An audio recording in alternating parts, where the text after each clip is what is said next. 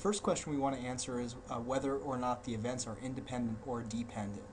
So in part A, we're going to analyze the relationships between events 1, events 2, and event 3. Now we kind of have to really make this contingent upon what conditional probabilities were given, because those ultimately determine which ones we should be looking at. So what I mean by that is here we have the probability of event 2 provided that event 1 happens. Well, we want to compare that back to the probability of event 2 happening by itself. And we notice that regardless of whether event 1 does happen or does not happen, the probability of event 2 remains the same at 0.3. So that means that event 1 and event 2 are independent. Now we compare the next one, which we have the probability of event 3 provided that event 2 has happened. Well, let's compare that back to the probability of event 3. Does the fact that event 2 happened affect the probability of event 3?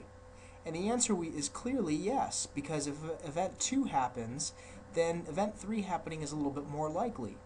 And maybe that is event 2 could be it rains outside. Event 3 could be that a car accident happens.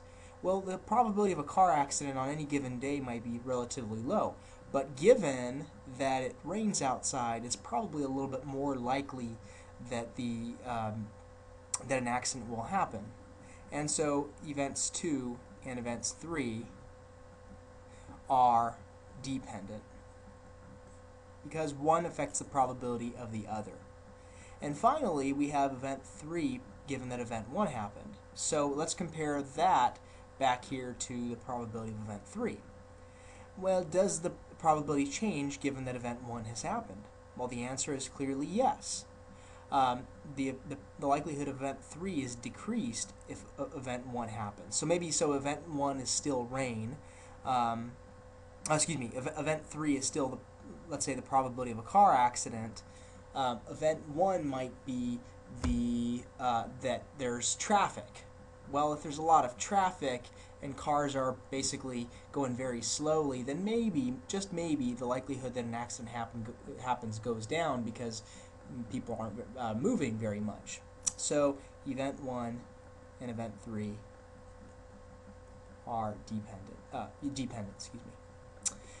And so in part B, we just want to be able to find these three probabilities. So in part A, the probability of event 1 and event 2 happening is equal to the probability of event 1 times the probability of event 2 given that event 1 has happened.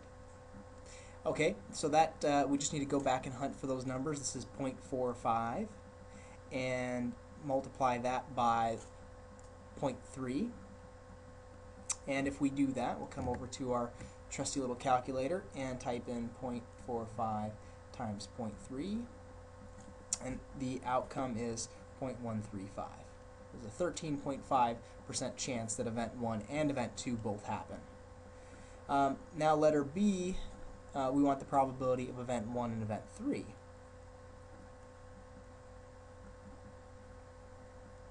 Okay, well that's going to equal the probability of event 1 times the probability of event 3, given that event 1 has happened. And we can hunt for those numbers. That again is 0.45, and event 3 given event 1 has happened, that likelihood is 0.3. Is 0.1. So we multiply that by 0.1, and that's going to give us 0.045. So there's about a 4.5% chance. And finally, I'll do the last one over here. The probability of event 2 and event 3 happening, probably getting the hang of this by now, is the likelihood of event 2 times the likelihood of event 3, provided that event 2 has happened. And we know event 2 has a 30% chance of occurring. Event 3 has a 40% chance of occurring if event 2 has already happened. And that's going to be, I believe, 0.12, but I'm just going to double check real quick. And 0.12 is the answer, and so there's a 12% chance.